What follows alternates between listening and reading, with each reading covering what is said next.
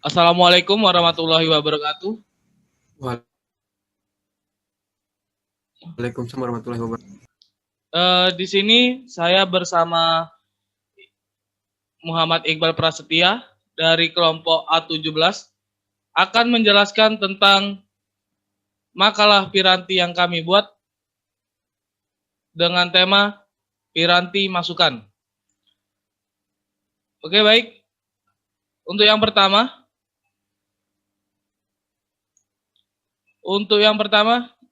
kita pembacaan rumusan masalah.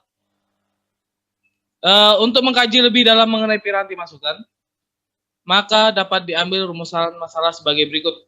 1. Apa pengertian piranti masukan? 2. Apa saja jenis-jenis piranti masukan? Dan tujuan penulisan. Berdasarkan rumusan masalah di atas, penyusun memiliki tujuan pembuatan makalah sebagai berikut. Untuk mengetahui pengertian piranti masukan, untuk mengetahui jenis-jenis piranti masukan. Baik, kita masuk ke bab kedua pembahasan.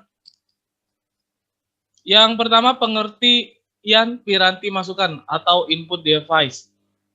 Pengertian piranti. Piranti atau piranti dalam bahasa Inggris disebut device. Peranti atau piranti dapat merajuk pada sebuah mesin atau bagiannya. Bisa juga sebagai sebuah appliance informasi, misalnya telepon seluler. Menurut Wikipedia. Pengertian masukan. Menurut Wikipedia, masukan memiliki arti hasil masukan. Apa yang dimasukkan ke sebuah data yang sedang diolah dalam komputer. Kedua masukan adalah pengaruh yang membawa akibat terhadap jalannya fungsi suatu sistem politik. Karena makalah ini membahas tentang teknologi informasi, maka dapat disimpulkan bahwa masukan adalah sesuatu atau sebuah hasil yang dimasukkan dan diolah di dalam komputer. Baik, kita masuk ke pengertian piranti masukan. Piranti masukan adalah perangkat atau media untuk memasukkan data dari luar ke dalam suatu memori dan prosesor untuk diolah guna menghasilkan informasi yang diperlukan. Input device yang umumnya digunakan personal komputer (PC) adalah keyboard dan mouse. Keyboard dan mouse adalah unit yang menghubungkan user pengguna dengan komputer. Kita masuk ke jenis-jenis piranti masukan. Secara fisik, komputer terdiri dari beberapa komponen yang merupakan suatu sistem. Sistem adalah komponen-komponen yang saling bekerja sama membentuk suatu kesatuan. Apabila salah satu komputer tidak berfungsi, akan mengakibatkan tidak berfungsinya suatu komputer dengan baik. Komponen-komponen ini termasuk dalam kategori elemen perangkat keras hardware. Berdasarkan fungsinya, perangkat keras komputer dibagi menjadi 1. Input device, unit masukan. 2. Process device, unit pemrosesan. 3. Output device, unit keluaran. Dan 4. Backing storage, unit penyimpanan. Peripheral, unit tambahan. Komponen dasar komputer yang terdiri dari input processor, proses output, dan storage. Input device terdiri dari ragam input huruf, angka, gambar, suara, audio, video, dan bahkan gerakan. Proses device adalah microprocessor, ALU, internet communication, register, dan control section. Output device terdiri dari monitor dan printer. Storage eksternal, memori terdiri dari hard disk, floppy drive, CD-ROM, magnetic tape. Storage internal, memori terdiri dari RAM dan ROM. Sedangkan komponen peripheral device merupakan komponen tambahan atau sebagai komponen yang belum ada atau tidak ada sebelumnya. Komponen peripheral ini contohnya TV, tuner card, modem, capture card. Unit masukan, input device, adalah perangkat keras komputer yang berfungsi sebagai alat untuk memasukkan data atau perintah ke dalam komputer. Unit ini berfungsi sebagai media untuk memasukkan data dari luar ke dalam suatu memori dan prosesor untuk diolah guna menghasilkan informasi yang diperlukan. Data yang dimasukkan ke dalam sistem komputer dapat berbentuk sinyal input dan maintenance input. Signal input berbentuk data yang dimasukkan ke dalam sistem komputer, sedangkan maintenance input berbentuk program yang digunakan untuk mengolah data yang dimasukkan. Jadi, input device selain digunakan untuk memasukkan data, dapat pula digunakan untuk memasukkan program. Oke, kita masuk ke piranti pengetikan. Piranti pengetikan dapat dipergunakan untuk memasukkan data ataupun perintah. Piranti yang paling umum dipergunakan dalam sistem komputer adalah keyboard. Piranti pengetikan yang lain, yaitu ATM, Automated Teller Machine, yang dipakai sebagai mesin pengambil uang dan POS, Point of Sale, yang digunakan pada toko-toko swalayan. Kita masuk ke keyboard. Keyboard adalah alat masukan yang digunakan untuk mengetik informasi ke dalam komputer dan menjalankan berbagai instruksi atau perintah ke dalam komputer. Keyboard merupakan piranti pemasukan data yang dapat mengubah huruf, angka, ataupun kode lain menjadi isyarat listrik yang dapat diproses komputer. Keyboard juga merupakan piranti masukan yang tidak terlalu banyak mengalami perubahan sejak dikenalkan pertama kali. Secara garis besar, sistem keyboard biasanya terdiri atas tombol-tombol pengetikan angka, fungsi, dan kontrol. Oke, ini adalah contoh keyboard yang ada. Kita masuk ke jenis-jenis keyboard. Yang pertama, keyboard 101K Extended. Pada tahun 1986, IBM memperkenalkan IBM PC atau ED model 339, termasuk yang terakhir ini ED sistem keluarga, adalah ditingkatkan baru 101 tombol keyboard. Sedikit yang menyadari IBM pada waktu itu, keyboard 101K akan menjadi standar de facto untuk keyboard untuk dekade berikutnya dan seterusnya. Bahkan Windows saat ini keyboard dan varian mewah dengan tombol tambahan dan tombol didasarkan pada tata letak. Ini adalah contoh dari keyboard 101K. Ini ya. Oke, lanjut ke keyboard Windows 104K.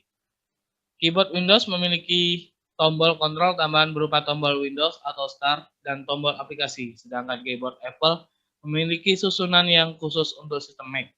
Selain itu, masih ada lagi keyboard Braille yang memungkinkan pemasukan bagi penyandang tunanetra. Ini adalah contoh dari keyboard Windows 104K. Oke, kita masuk yang ketiga, yaitu keyboard standar Apple 82K.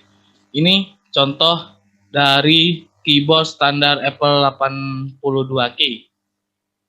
Nah, ada lagi yang keempat, keyboard extended Apple 108K.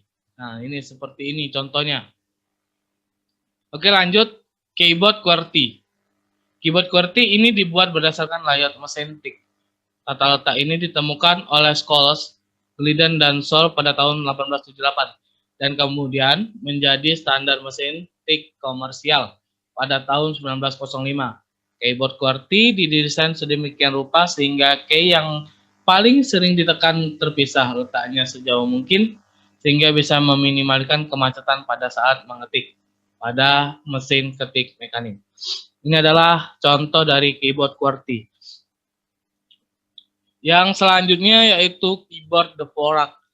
Keyboard Dvorak di mana susunan harusnya disusun sedemikian rupa sehingga tangan kanan dibebani lebih banyak pekerjaan dibandingkan dengan tangan kiri.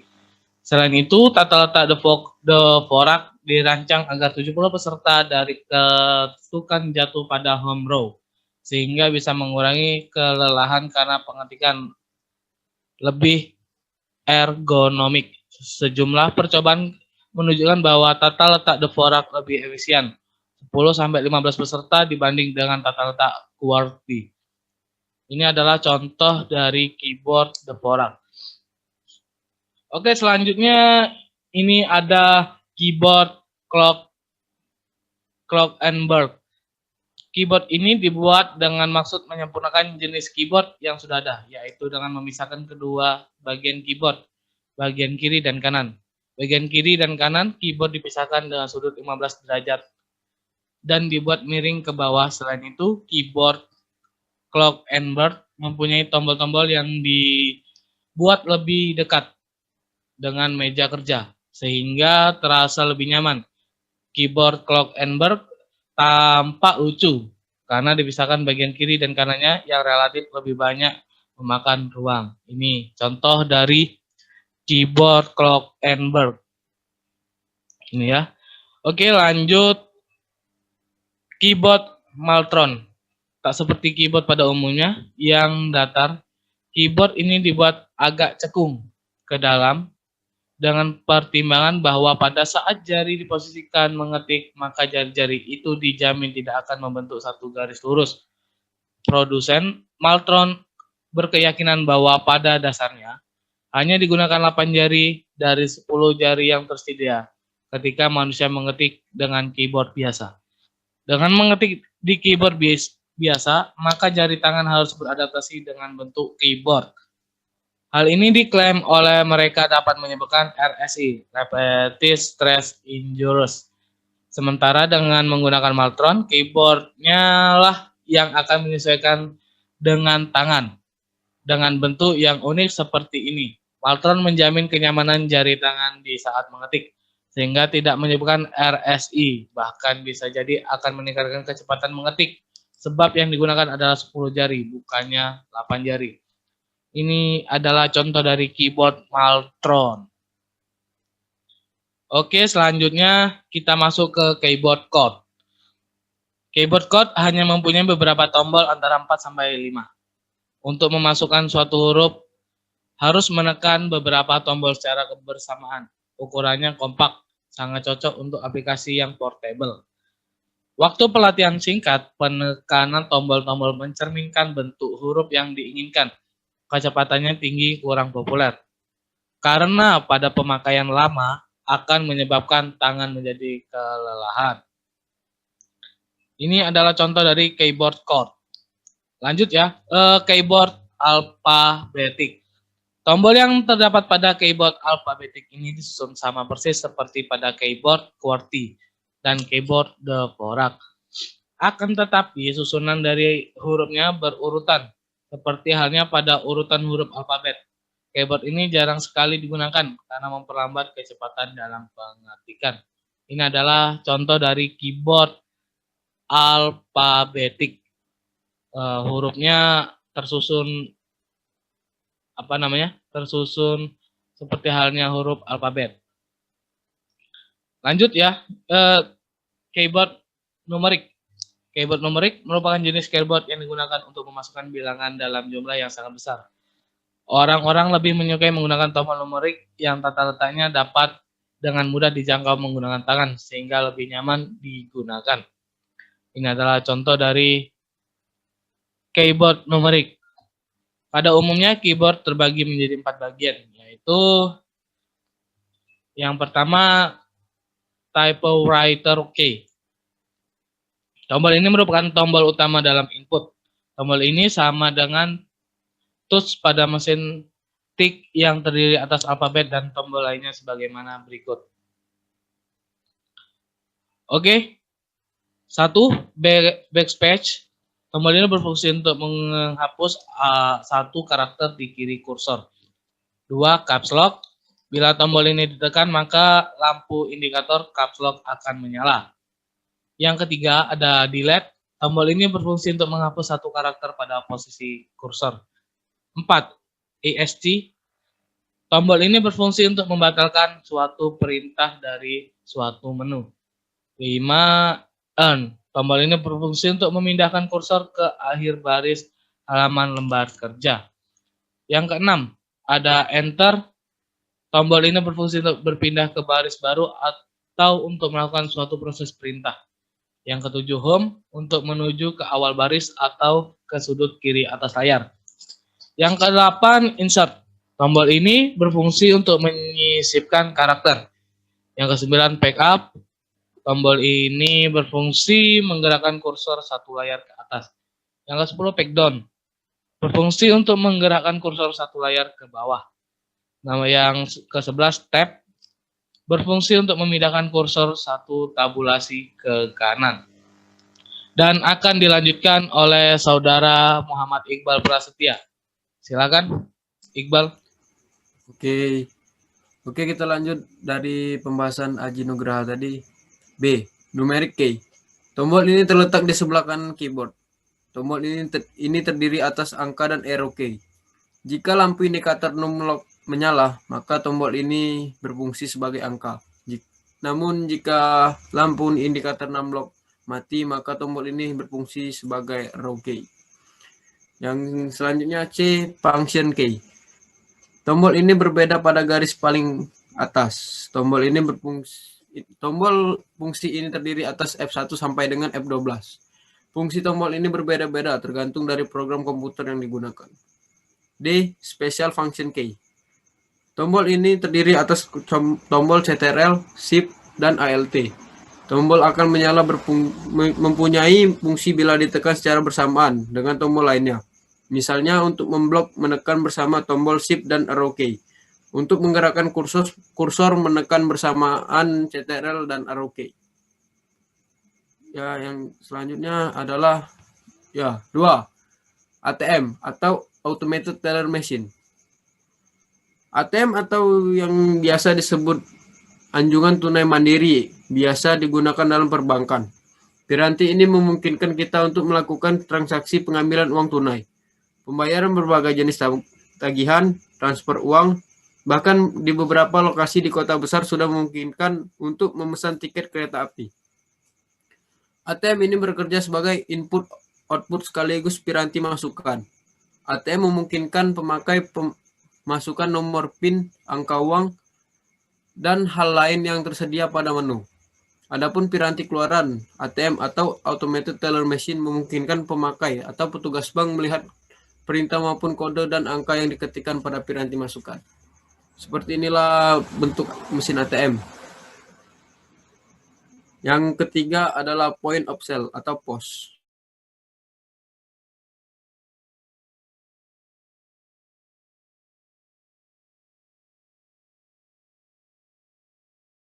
Lengkap dengan angka-angka juga masih ditambah fasilitas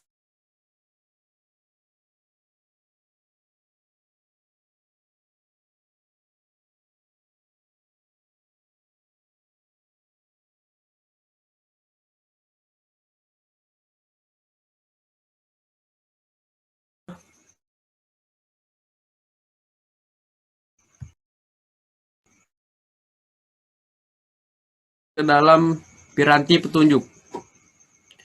Piranti petunjuk digunakan untuk memilih data atau perintah yang muncul di layar monitor. Saat ini piranti petunjuk banyak dimanfaatkan terutama pada aplikasi yang berbasis gambar. Karena memilih perintah dengan piranti penunjuk lebih mudah daripada harus mengingat perintah dan sejenisnya. Contoh-contoh piranti petunjuk. 1. Mouse. Mouse adalah piranti petunjuk yang pada saat ini telah banyak dipergunakan secara umum dan digunakan sebagai petunjuk juga yang ditampilkan layar monitor. Piranti ini pertama kali diperkenalkan oleh Macintosh dan disenangi oleh pemakai pengguna mouse baru marak setelah Windows muncul dengan tampilan Graphical User Interface atau GUI-nya. Mouse adalah salah satu unit masukan atau input device. Fungsi alat ini adalah untuk perpindahan pointer atau kursor secara cepat. Mouse mulai digunakan secara maksimal sejak sistem operasi telah berbasiskan GUI atau Graphical User Interface.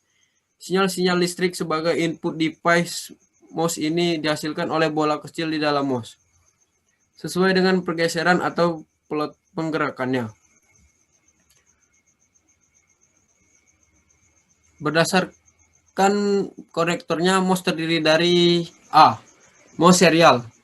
Mouse serial adalah mouse dengan konektor serial atau RS232C atau hubungan serial peripheral dengan komputer.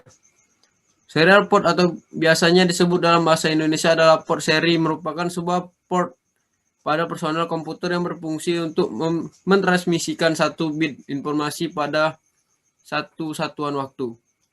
Ya, seperti gambar itulah adalah mouse serial. Yang B adalah mouse PS2. Istilah mouse PS2 digunakan untuk menyebut salah satu jenis port atau konektor untuk keyboard dan mouse. Port PS2 berarti port yang biasanya terdapat pada panel belakang motherboard yang digunakan untuk tempat sambungan atau hubungan dan save, gun, keyboard atau mouse yang menggunakan konektor tipe PS2. Port PS2 untuk keyboard biasanya berwarna ungu, sedangkan port PS2 untuk mouse biasanya berwarna hijau. Itu adalah contoh konektor pada mouse PS2. Selanjutnya adalah C, mouse USB. Jika dibandingkan dengan parallel port dan serial port, penggunaan port USB lebih mudah dalam penggunaannya. Konektivitas dengan perangkat PC atau personal komputer dengan perangkat USB dihubungkan dengan kabel khusus. Sebuah kabel berisi 4 buah kawat menghubungkan peripheral ke PC melalui port USB yang terdapat pada keduanya.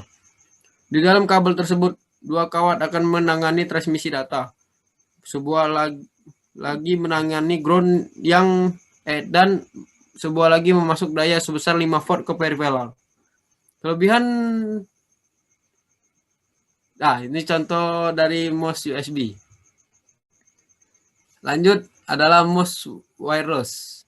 Mouse wireless adalah mouse yang tidak menggunakan kabel untuk menghubungkan mouse ke komputer. Pada mouse wireless dipakai teknologi inframerah, Bluetooth atau sinyal radio. Itu adalah contoh mouse wireless. Dan dilihat dari sensornya, ada 3 macam mouse. Yang pertama adalah mouse mekanik.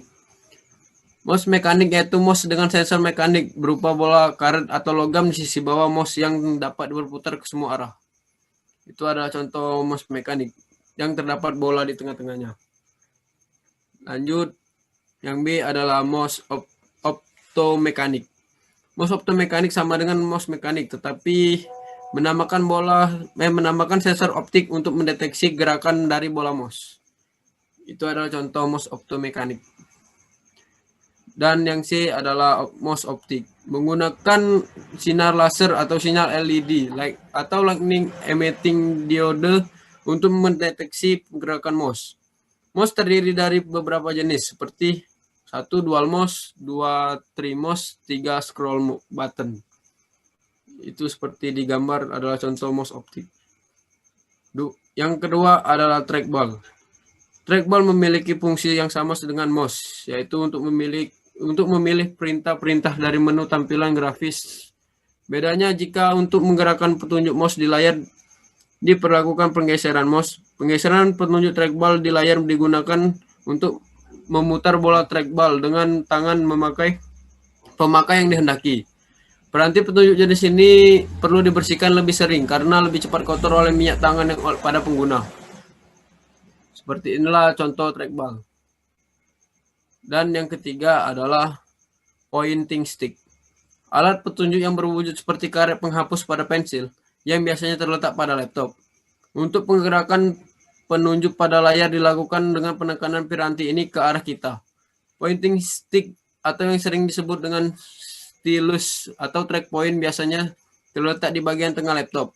Pointing stick atau track point merupakan petunjuk yang berbentuk seperti penghapus karet pada ujung batang pensil. Cara kerjanya dengan menekan ke arah yang diinginkan. Namun pointing stick ini hanya untuk mengarahkan pointer saja. Untuk mengeksekusi biasanya menggunakan tombolnya touchpad. Itu adalah contoh pointing stick. Yang keempat adalah touchpad. Touchpad merupakan piranti petunjuk yang merupakan tempat daftar guna menggeser tangan di atasnya. Unit ini digunakan sebagai pengganti mouse. Jadi touchpad memiliki fungsi untuk memindahkan kursor secara cepat. Tujuan diciptakannya touchpad adalah memudahkan dalam pemakaian mouse yang dulunya pemakaian mouse memerlukan tempat yang cukup luas serta diperlukan alas yang rata. Tetapi dengan adanya touchpad, Pengguna atau user masih dapat menggunakan komputer, notebook atau netbook di mana saja walaupun tempat yang masih sempit pula. Yang seperti touchpad adalah seperti di laptop-laptop sekarang. Oke, akan saya lanjutkan kembali pembahasan tentang piranti masukan. Yang kelima adalah touchscreen. Touchscreen atau layar sentuh adalah piranti penunjuk berupa monitor yang telah dibuat sangat peka, sehingga memungkinkan pemakai untuk menunjuk dan menyentuh suatu gambar di layar secara langsung guna mengaktifkan suatu perintah. Ini adalah sebagai contoh touchscreen. Ini yang di komputer atau di laptop dan juga biasanya ada di HP Android yang sekarang. Dan yang keenam ada joystick. Tuas kontrol atau tongkat ria, bahasa Inggris joystick, adalah alat masukan komputer yang berwujud tuas yang dapat bergerak ke segala arah. Alat ini dapat mentransmisikan arah sebesar 2 atau 3 dimensi ke komputer. Alat ini umumnya digunakan sebagai pelengkap untuk memainkan permainan video yang dilengkapi lebih dari satu tombol. Ini adalah sebagai contoh dari joystick. Joystick berfungsi sebagai pelengkap untuk memainkan permainan video yang dilengkapi lebih dari satu tombol dan juga dapat digunakan untuk mengontrol permainan video. Dan itu joystick juga dapat diimplementasikan pada mesin-mesin seperti pada kursi roda, bermotor, dan truk. Oke, joystick memiliki beberapa jenis, yaitu yang pertama joystick Logitech Rumble. Joystick Logitech Rumble adalah jenis joystick yang paling sering digunakan penggunaan game dikarenakan joystick tersebut dapat digunakan untuk game apa saja. Ini contoh dari joystick Logitech Rumble. Oke, yang kedua joystick Logitech Racing Wheel. Joystick Logitech Racing Wheel berbentuk seperti setir mobil, berfungsi dari joystick ini sendiri adalah khusus untuk game balap mobil. Ini contohnya banyak di time zone yang ada di mall. Yang selanjutnya joystick Logitech Extreme 3D Pro. Joystick Logitech Extreme 3D Pro adalah jenis joystick yang berbentuk lonjong ke atas dan berfungsi khusus untuk game pesawat terbang. Ini adalah contoh dari joystick Logitech Extreme 3D Pro. Oke, yang selanjutnya piranti penunjuk berbentuk pena. Oke, sistem berbasis pena elektronis yang memungkinkan seorang memilih memasukkan perintah dan bahkan menerima masukan berupa tulisan, tangan, dan bahkan menggunakan perangkat lunak yang terdapat mengenali tulisan tangan. Contoh PDA, PC, tablet, dan lain-lain. Ini contoh dari personal digital assistant atau PDA. Ini contoh dari PC tablet. Oke, lanjut. Like pen. Like pen adalah piranti penunjuk yang berupa seperti pena dan dapat menghasilkan cahaya yang digunakan bersamaan dengan sebuah layer yang peka cahaya, fotoelektrik. Alat ini digunakan dengan cara menunjuk ujung alat ke monitor komputer yang peka kepada cahaya. Ini contohnya dari like pen. Like pen atau pen cahaya merupakan suatu alat input yang digunakan pada piranti layar sentuh menggantikan fungsi tangan. Like pen merupakan salah satu input yang dapat digunakan untuk keperluan menggambar, teknis, atau grafis. Selain itu juga dapat digunakan memodifikasi dan mendesain gambar dengan screen, monitor, keyboard dianggap tidak memadainya. Hasilnya menjadi kurang teliti. Di samping itu, like pen juga memiliki kelebihan dan kekurangan berikut ulasannya. Kelebihan like pen, kendali langsung di permukaan layar, tidak memerlukan koordinasi mata dan tangan. Pengguna dapat langsung mengubah atau memanipulasi apa yang tampak pada layar komputer. Dan yang terakhir, sangat berguna sebagai pointing dan position device. Adapun kekurangannya sebagai berikut, saat menggunakan like pen sebagian layar tertutup oleh tangan. Tangan jauh dari keyboard, like pen harus diangkat, like pen dapat mengganggu layar, melelahkan tangan, gampang rusak atau patah, mudah hilang. Yang selanjutnya, digitizing tablet. Digitizing tablet merupakan salah satu piranti digitizer, yaitu piranti yang dapat mengonversi gambar atau foto menjadi data digital. Piranti ini berbentuk seperti papan plastik elektronik yang dilengkapi dengan mouse atau pena elektronis. Ini adalah contoh dari digitizing tablet. Oke, selanjutnya pengambil gambar terformat. Langsung saja kita yang pertama ada barcode reader. Barcode adalah pola garis-garis hitam putih yang umum dijumpai pada barang-barang yang dijual di toko-toko swalayan untuk mempercepat proses pemasukan data transaksi penjualan. Barcode ini dibaca dengan alat yang disebut barcode reader yang berupa semacam scanner foto elektris yang dapat mengkonversi data barcode menjadi sinyal digital. Ini adalah contoh dari barcode. Dan ini barcode reader. Yang kedua ada magnetic link character recognition (MICR). MICR dipergunakan untuk membaca karakter-karakter khusus MICR yang dicetak dengan tinta khusus pula. Tinta ini nantinya akan dimagnetasi oleh piranti MICR sehingga informasi magnetisnya dapat dibaca dan diterjemahkan menjadi sinyal digital. Tinta magnetis ini hanya dapat dicetak dengan menggunakan printer laser yang dapat menerima tinta jenis tersebut. Ini contoh dari MICR. Yang ketiga ada optical mark recognition (OMR). OMR adalah piranti yang dapat membaca blok tulisan pensil dan mengubahnya menjadi bentuk yang dapat digunakan oleh komputer. Piranti ini membaca masukan dengan bantuan refleksi optis dengan mengenali ketebalan tulisan. Contoh pemanfaatan OMR ini adalah pada tes-tes penerimaan mahasiswa baru. Peserta tes diminta untuk mengisi bulatan-bulatan jawaban dengan pensil 2B. Ini adalah contoh dari OMR.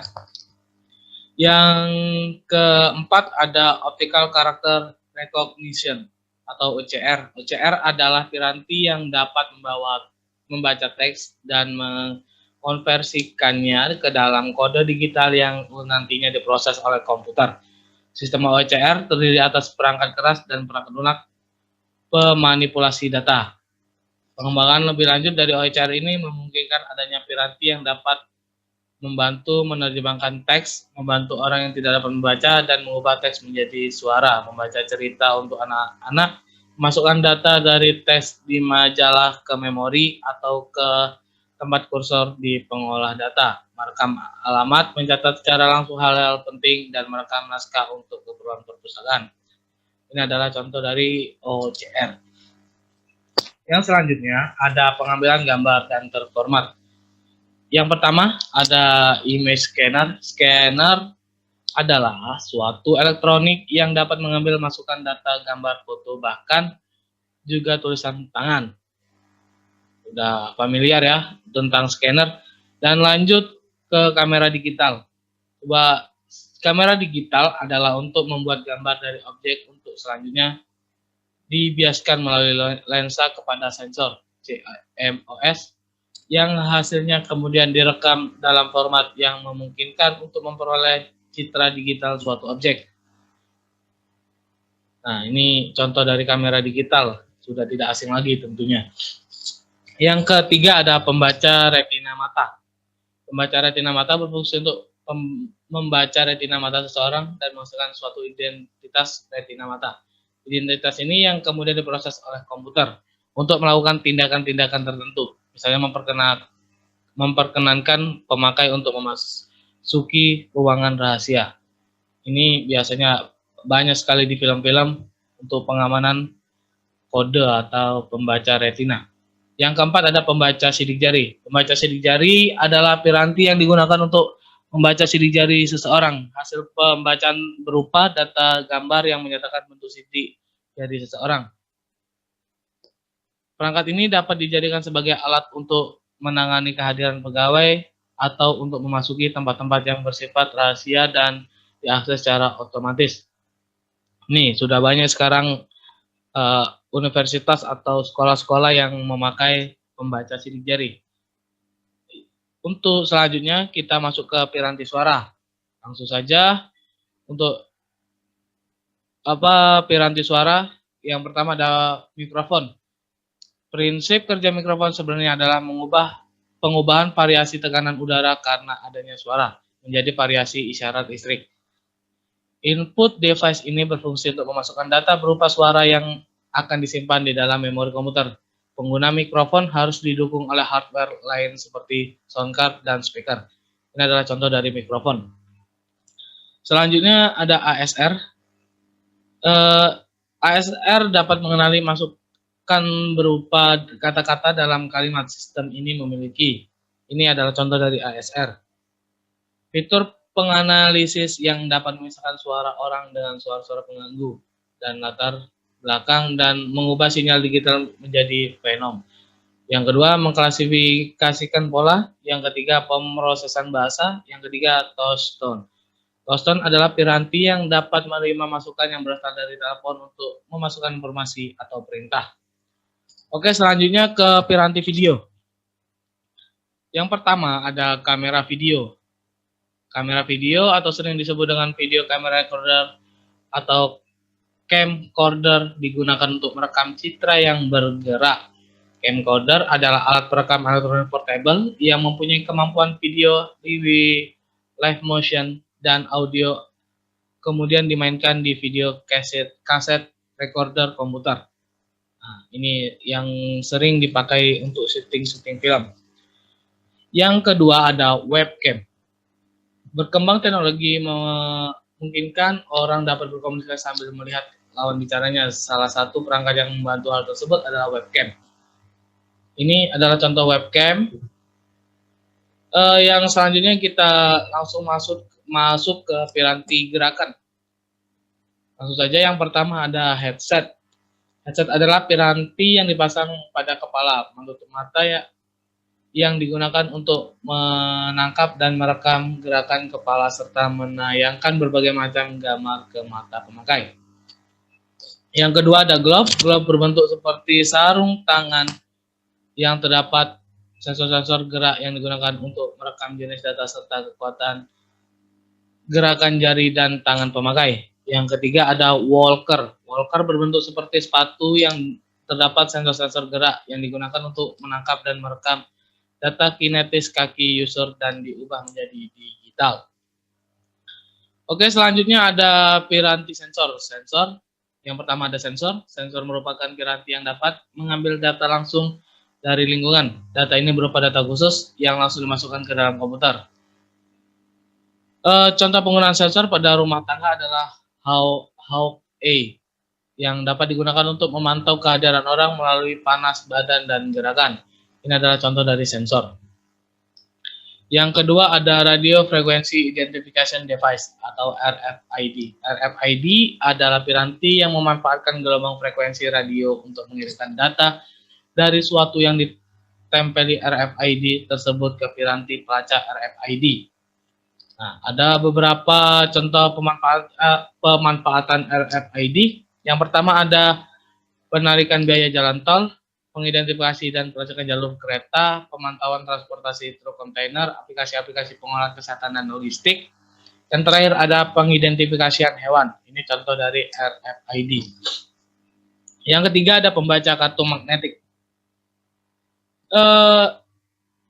Kartu magnetik berbentuk seperti kartu kredit yang dilengkapi dengan pita magnetik. Pada pita magnetik inilah data tertentu dapat diletakkan. Data yang ditempatkan pada pita ini dapat berupa nomor induk pegawai, identitas bank, dan nomor rekening nasabah. Ini adalah contoh dari pembaca kartu magnetik. Dan yang keempat ada pembaca kartu cerdas. Smart card alias kartu cerdas sebenarnya adalah sebuah komputer berukuran kecil karena dilengkapi dengan chip yang mengandung prosesor, RAM, dan ROM, dan bahkan sistem operasi dengan tingkat keamanan tinggi. Kartu ini biasa dipakai untuk menyimpan data pasien dan riwayat kesehatannya, data nasabah, dan transaksi yang pernah dilakukannya. Nah, ini adalah contoh dari pembaca kartu cerdas. Oke, dari makalah kami tadi dapat kami simpulkan piranti masukan adalah perangkat media untuk memasukkan data dari luar ke dalam suatu memori dan prosesor untuk diolah guna menghasilkan informasi yang diperlukan.